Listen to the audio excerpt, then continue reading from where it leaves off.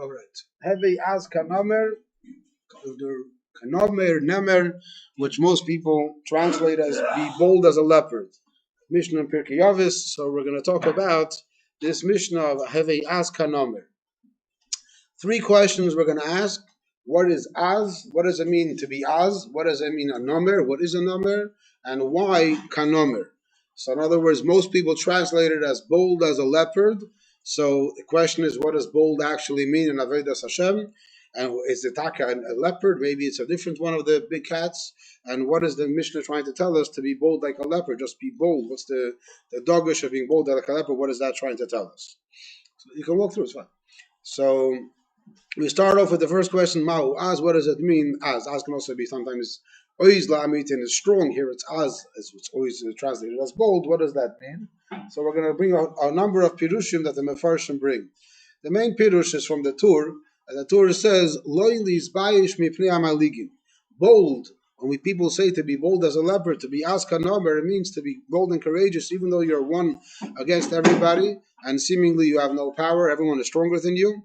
Nevertheless, don't be nispal. You should be az, and don't be nispal what people are saying about you, people laughing at you. And according to the Tur, the other details of the Mishnah, which we're not talking about tonight, about Kal Kanesher, Ros Katzvi, Gibur Kari, according to the Tur, those are all details, those are results. Because you're az kanamer, that's the foundation. The first thing is you have to be not to be afraid of anybody. The Rebbe mentions often, and the Sikhs that Shulchan Aruch starts with this at the beginning. The foundation of Shulchan Aruch is not to be afraid of anybody else. Loyli is bayish, not to be afraid of it. So that's the simple pshat. Jewish pride in what I'm doing and not to be afraid of anything. Yes. I'm not sure if it is. A second pshat is brought down from the Meiri. The Meiri says we're not talking about being bold towards other people. Rather, we're talking about in yourself. You should invest all of your koyach, all of your preparations, to serve the Eibishter. So he's telling you that just like you have to use your power, it's a hard thing. So it's serving Hashem is not an easy thing, and he's telling you have to use all of your efforts, all of your might, all of your powers that you have to focus on davening and other ways of serving Hashem. Of course, a big part of Avodas Hashem is in Tefillah. That's the main part of Avodas Hashem, as the Gemara says. So that's where a person has to put all of his efforts as kanam. Now the pshat is loichiach hachoitim pam achar pam afal pi shaloi kibu. This is a third pshat, that you have to be mechiach people that misbehave, even though you gave them musar once, you give them musar a second time, even though they were not mekabel again and again. This is basically an instruction of miftzoim. So to be az, to be strong about it, and don't be nispal. If you talk to somebody and you give him musar, you try to encouraging him and he didn't listen, nevertheless you continue. Mati's here? No. So you have to continue working on what has to be done. Another pshat is brought down from the Rambam, that he says that the teachers have to sometimes use different types of methods in order to be machanech their talmidim. Azus, even though it's not a regular behavior, but if it's necessary, it has to be done as well. No, it's not me. It's my twin. Rabbeinu Yoina has another pshat. It's similar to the pshat, to the other pshat we said before. The pshat is you have to be mechiach ovrei aveiro velasik bateri harbi leitiga v'leitiof. He stresses the point of never becoming tired of what you're doing. Often we say we're too tired, we have no keiches anymore. So the Rabbeinu Yoina says, as kanomer, that nomer never tires. He knows he has to go and catch his prey, so that's what he has to do. So these are a whole bunch of different pirushim, and what the message of the Mishnah is, as kanomer and Avodas Hashem. According to these pirushim, we didn't really focus so much on what's the nomer part about it, but what the as part about it. Either not to be afraid of other people, or to work hard in your Avodas Hashem, or to give musar to people over and over again, or as a teacher to use different methods to your talmidim just to give them musar to make sure they behave, or another general thing of never tiring, no matter how hard the job may be, never get too tired, never to give up on it, to continue moving forward. Another pshat of the Rashbatz is talking about the Talmidim, and he's telling that the Talmud has to be an asponim, not to be embarrassed to ask questions. As we know, the famous Mishnah Pirkei Avos says later, in a baishon lomid, someone that's embarrassed cannot learn. So therefore, you shouldn't be embarrassed to ask your teacher. You have to be bold enough to go and ask your teacher shaylas that you have, and that's as kanomer in that regard. So this is till now, all the pirushim till now was more in your own avodas Hashem, or as a teacher or a mashpia to others. And here is a taich as a makabel. A makabel, you have to know in order to receive, you shouldn't be embarrassed to go over. This applies also to mashpiyim. Some bachim are waiting for their mashpia to come talk to them, or for anybody of anhala to come over talk to them, which is a big machlokes amongst the bachrim and mashpiyim and yeshivas. Who's the one that's supposed to call over somebody else? Is it the bacher that's supposed to go over to the mashpia? The mashpia is supposed to go over to the bacher. So whatever is right or wrong is not relevant. But the Rashbaz is telling us, so one of the Pirush of one of the early achronim, he's telling us that the Talmud should not be embarrassed to go over and to try to talk to the mashpia and ask him for advice. Next topic of the conversation is going to be, what is this number? What is this number that the Mishnah is saying to be like a number? So everybody knows, as we mentioned, that the regular translation is bold as a leopard. But we're going to talk about it. Is it taka a leopard, or maybe it's a different one of the big cats? In modern Hebrew, people often say a tiger is what is a number. However, like we said, there's a big svarta, and most people say it's specifically a number is not a tiger, it's a leopard. And there's another option that we can say that a number is actually a cheetah. So these are three options, and we're going to talk about what they come from and different psukim, how we can see that. But first of all, what's talking the differences between the number, the lion, the tiger, the cheetah, and the leopard? So there's different stripes, different patterns. So those that are familiar. Most of us are probably not familiar. I mean, a lion is pretty easy to tell. Even a lioness has no stripes. When it comes to the other three, so the tiger, the cheetah, and the leopard, so the tiger is very distinct because that's straight stripes. But what about the other two, the leopard and the cheetah? So the leopard, if you see, the leopard has like these kind of stains. It's not mamish a dot. The cheetah has dots, and the leopard has more stains. That's one of the main differences. A leopard is also slightly bigger and stronger, and a cheetah is smaller. And as we all know, the cheetah is obviously faster. What the cheetah is famous for. But just by looking at them, this is the two main differences. The main difference. Another main difference I didn't point out before is that on the cheetah's face, you have these two lines. Just go back a second. You see on the cheetah's face, on the one on the right, you have these black lines coming down from his eyes down to his mouth. That's unique by the cheetah. You don't have that by the other animals.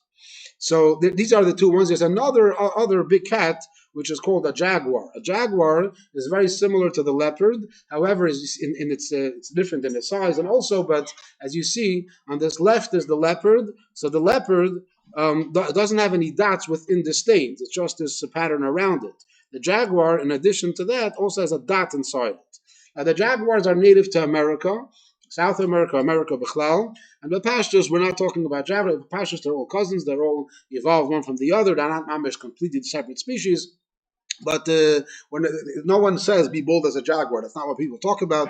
It's because of the pastures. That's not the conversation. There's also there's other smaller cats. There's the bobcat or something called that's very small. Then there's a cougar, which is also called a mountain lion or a puma. But that's also the pastures. Not what we're talking about. The pastures it's in America. The pastures chacham. We're not talking about that. So we're going to be focusing on these three specifically: a tiger, the leopard, and the cheetah. This is obviously from AI because you're never going to find these things in real life, the three of them together. So in modern, like Google Translate is going to tell you that the first you see on the top, see number makes it as tiger. I see as on the bottom, they have a tiger and leopard and panther, which means that they allow for other translations. So you see that in modern Hebrew, we're not going to have the answer to our question because it's going to be either one of them. So we're going to look to the psukim, lahavdil, and see what the psukim say, and based on that, try to figure out what number can be. So we're going to bring a number of psukim. I think we have 5 psukim altogether. We're going to go according to the order of Tanakh. The first pasuk is a pasuk in Yeshayahu. This is a pasuk about Yemei Mashiach. When it says Mashiach is going to come, V'gor ze'evim kaves. Ze'ev is a wolf, and together with the sheep. The nomer im gedi yirbot. So a nomer will be together with a gedi. A gedi, pashtus means a goat. And will be together, and also the pasuk continues about Egel Ukfir, Umri Yachtov, that's talking about a cow and a lion, Venar Kote Noigwam, a young child can lead them all. So the pasuk is saying a Nomer im Gedi. So Nomer im Gedi, so over the past, I would say, 20, 30 years, they've actually found in the wild a lot of different times where these animals get together. Which animal is this? Who can tell? This is the cheetah. So so this is officially. I mean, everything could be AI today. You never know. But these pictures I got a while ago. I didn't make them myself. So it's real. And there's a medrash that says that mizmer shir lo yom hashabbos lemashvis mazikim min ha'olam shelo yaziku. The Mashiach comes, so the mazikin are not going to kill anymore. And this is what the pasuk means. V'gar zevim keves. So this means that literally the animals are going to change. So this is attached to the pasuk, and according to this, these animals will change. Now, of course, it says in the pasuk, "Nomer in gedi." Gedi is a goat. This is a deer or a gazelle. So that detail is not accurate. But achal kapanim, this could be maybe in Mesa Mashiach, where the nomer, the cheetah, is getting along with the gedi. Another, again, this is also officially a real picture, but there are another pshat in the pasuk is that we're talking about the animals. Sorry, it's not a different taich, but according to one pshat is that the animals were created as predators, as killing each other.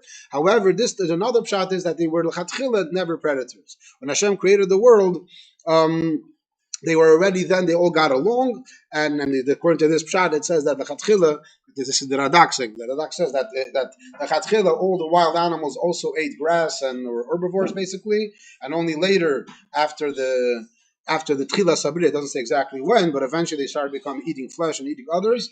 So according to the pshat we said before, they were always predators. When Mashiach comes, it's going to be a whole new thing that never happened before.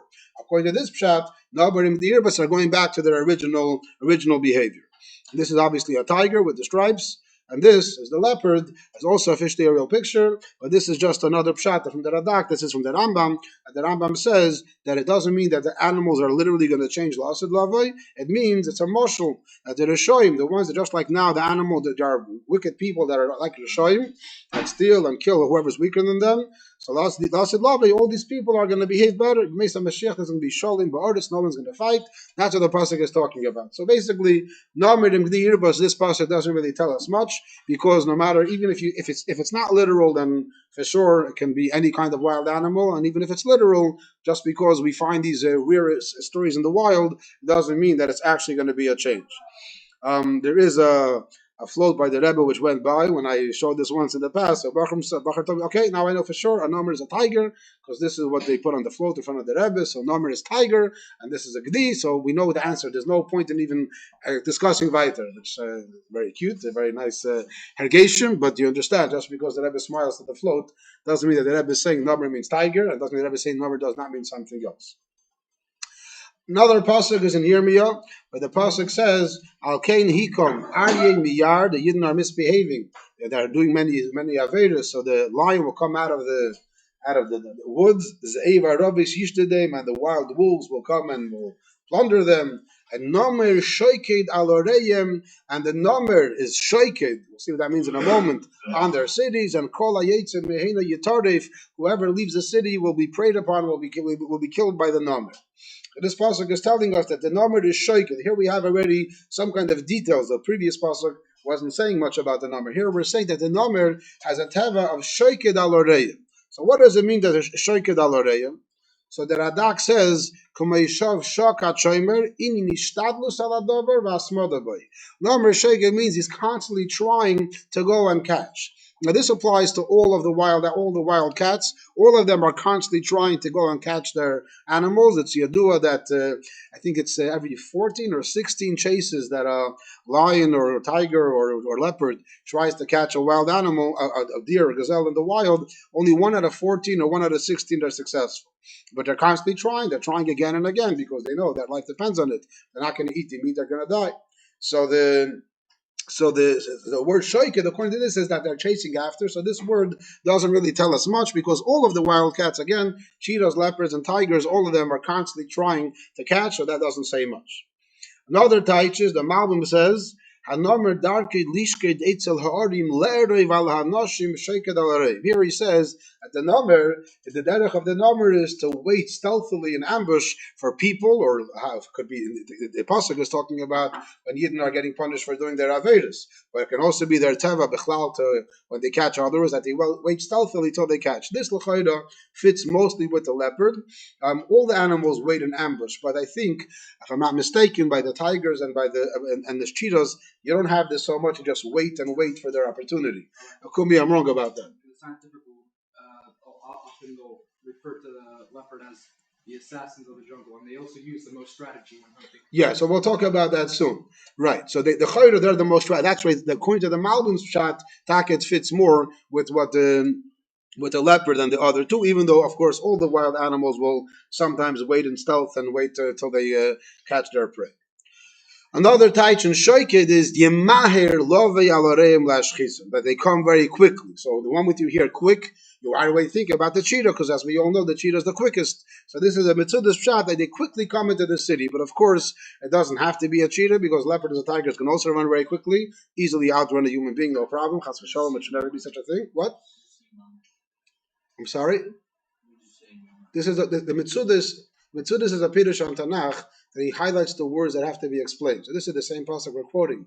Nomer sheked alareim, and the mitzudas just wants to touch what the word sheked means. So it's part of the same pasuk. See, the nomer is sheked is yemar. That's what the mitzudas in the mitzudas David will give a touch of the whole pasuk. Mitzudas tzin, he just touches words like a kind of like a translation. So again, it doesn't have to be cheetah, but if you want to say yemahir, we all right away associate speed with the cheetah. Next pasuk is Hayafich Kushi Oiroi v'Nomer Chavar Boroisov. The Kushi, will a black person be able to change his color of his skin? No. Will a Nomer be able to change his Chavar Burois? We'll see what that means in a moment. The pasuk is giving musa to the Yidden, just like the Kushi can't change his skin and the Nomer can't change his Chavar Burois. So too, you guys are so steeped in your bad ways. You're doing so bad. You guys are never going to become good. This is the words of the Navi giving musa to the Yidden, saying you really have to work hard to do tshuva, because changing your ways is like a Kushi, a black person changing his skin, or like a Nomer changing his Chavar Burois. So the pashas, it can mean color of skin or stripes on skin, which obviously can apply to all of the three. However, here we have Rashi saying on the word nomer, leopard. Leopard obviously sounds like leopard. So according to this Rashi, we have the answers to the question, assuming that in Old French, leopard was the same leopard that we use today, and it was not used for the other big cats. That would be according to Rashi's pshat. However, what? You can figure out. You could, yeah, people that study. However, Chabar Buroi, so this I'm not sure which, I didn't make this in AI, this picture, but L'chaira, it has the lines on the head, so it should be a cheetah. But the pattern looks more like a leopard, so I'm not sure which cat this actually is. Remember where I got it from? I don't think so. It doesn't look good enough to be fake. Well, I'm not sure. So Chabar Buroi, the Mitzudas Tzion says it means ksomim, stains. So some people want to be medayik from here that it can't be a cheetah, because the cheetah is little dots and the tiger is stripes. So the Mitzudah says kasamim, a stain from the three patterns. The cheetahs and the leopard is mostly like stains. So that's another svara that should be leopard and not one of the other two. The Radak says it's a dover TV that says the Kushi's black skin is natural to him. It didn't happen naturally, and he says v'chabar bureis banamer as well. He just explained the pshat in the pasuk and not adding much. This is we said before, the same idea that he's complaining to the Yidden that you guys are so steeped in your Avedas, it's as if it's already natural for you.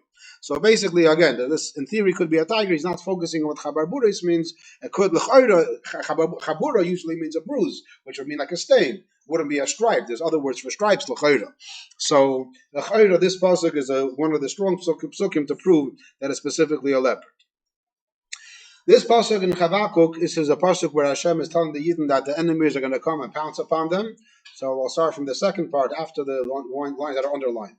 V'chadu mize'erei erev, that the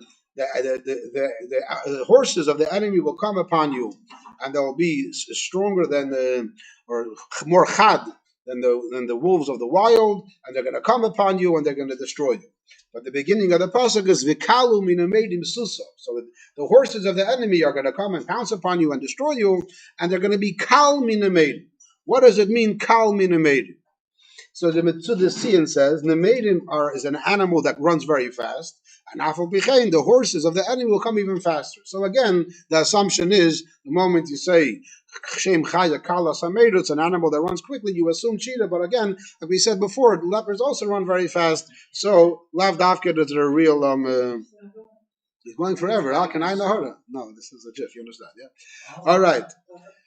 The Radak says Vikalu does not mean running quickly, He says v'kalu means inin chidud v'charifus, sharply.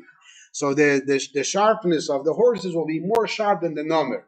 Now, from the three, obviously the most powerful one is the tiger. Most people say that tigers are stronger than lions, even though naturally in the wild they'll never meet. There's a whole discussion: why is the lion the king of the beasts? Why isn't the tiger? The tiger is stronger. The Gemara actually mentions when it talks about tiger, it calls a tiger Arya de Beiloya, the big lion. That's the title for tiger. But when it comes to sharpness and powerful, it's more. But again, you can also say that it's a number. That a dak is not coming to say that it's not something else. The Malbim says v'kalu susavim kalu b'mrutzasim yesim in amedim shem kali amedus. But again, the same thing. But here the Malbim just adds kali amedus moy. They run very, very quickly. But again, like I said, no clear proof from these psukim that it's specifically cheetah. But if anything, if you want to dafka argue, this would be the argument that it's a cheetah. Another pasuk is in Shir Hashirim, where the Yidden are singing to Hashem and telling Hashem to come to them. So it says, "Iti milvonin kali, iti milvonin tavoi," that Hashem should come from the Levonin, and then it says, "Weiter Hashem should come to me from Reish Nir v'Chermain, from the mountains of Chermain, and mima'oinus haroyos, from the lions' dens, v'yiharerein from the mountains of the number." So here we see that the pasuk is saying that the number lives on mountains. So which of the three live on mountains? So there's actually BBC claims that they found a while ago. They left these cameras on top of the mountains in the Himalayas, and they found over there a group of tigers that are living at altitudes above 13,000 feet. So apparently there are some tigers. Most tigers live in the jungles. They don't live in the open savannas and open prairies. They live in jungles. But there are apparently some tigers living up all the way high in the mountains. So this could be specifically referring to the tiger. Then there's another species we didn't talk about till now. I keep mentioning these three: tigers, leopards, and cheetahs. We also brought up jaguars, but there's another species called snow leopards. When I gave the shir the first time I gave the shir, there's a bacher that knew animals very well, and he told me, "Rabbi, you don't realize snow leopards is a different species. They're separate. They're not leopards that just have snow on them. They're a whole different species. They're actually a different, slightly called it's more grayish, and they're different. So, but l'chayra, even though they're different, the fact that they're called snow leopards show that they're obviously closest to leopards than the other big cats." And they obviously they're living with places where there's snow, which is high up in the mountains, and so this is regular leopards are naturally never found in the mountains apparently, but not living there kavua. So this could be Harerein could be specifically snow leopards, which will be a whole new conversation.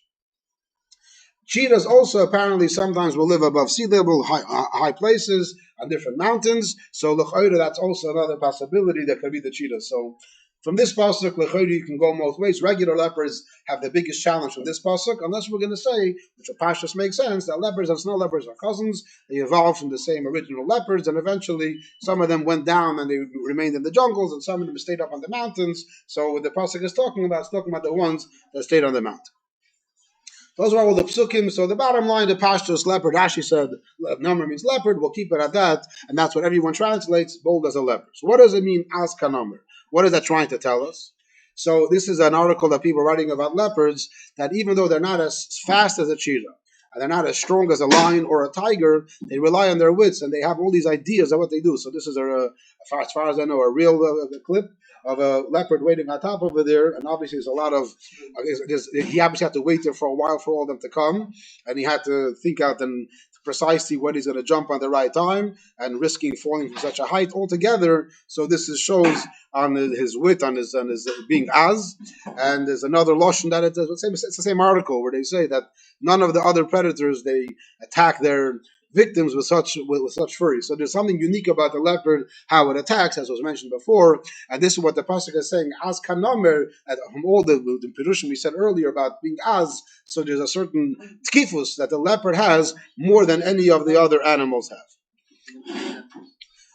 The Tiferes Yisrael says, this is really could have been early in the beginning. He says when a person wants to be making himself work on himself, a person should never say, "Who am I? What's my life worth? How can I do any mitzvahs?" Only big tzaddikim can do this kind of things, not someone like me.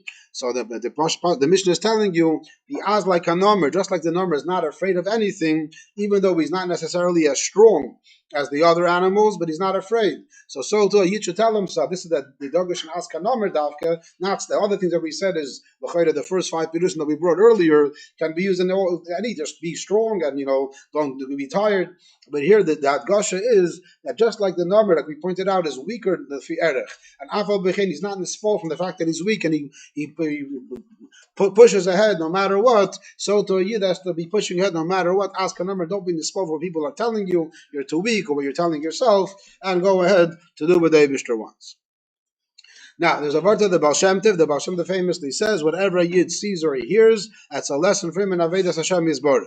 So this word of the Baal Shem Tov is the foundation of a sikha the Rebbe talks about. It's coming up soon. Chavdal Tevis, Tavshel Amet Ches, and Chedel Kafal, where the Rebbe says that the fact that the Eibishter puts these kind of things in the wild in the world is only for us to learn a lesson of Avedas Hashem. That's the reason why it's out there. It's there for us. It's Aska. The reason why Hashem made the leopard as powerful and bold as it is in order for us to learn from it in our Avedas Hashem. That's basically the word of the Baal Shem Tov. However, there's a continuation to the conversation, and it's based on a few Gemaras. The Gemara in Beya says, why was the Torah given to Yidden, specifically? Mipnei shein azim. Applying that Yidden are naturally az, which is bold. We have this teva that we spoke about till now. Apparently, we're naturally like that. We already have this azus within us, this takifus to go strong and to not be this bold.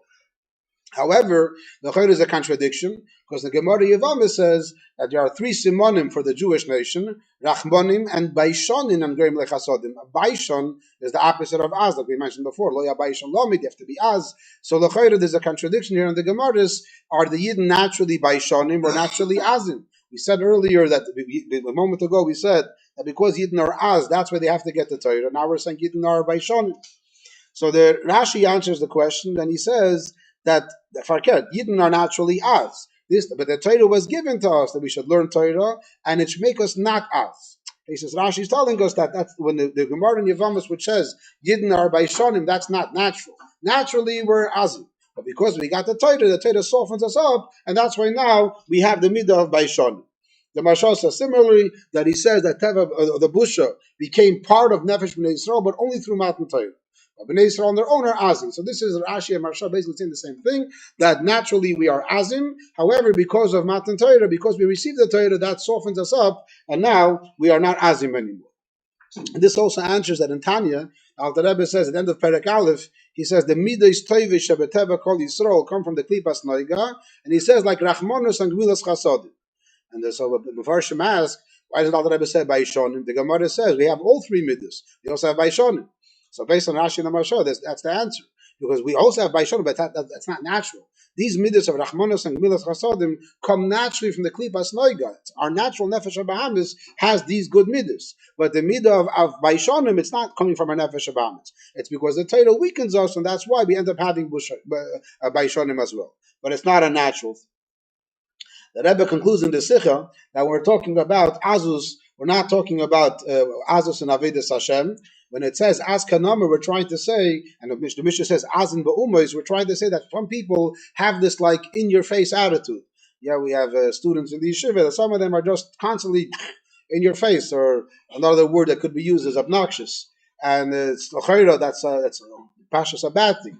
But the Rebbe says that's what the Mishnah is talking about. When it says Az Kanamer, we're not trying to say that you should become all holy and it comes to Chsidischkeit, Yiddishkeit. No, we're talking about your bad midas that you have, which is this Azus, that itself has to be used in Yonei Kedusha in Avedas Hashem. Ad Kan.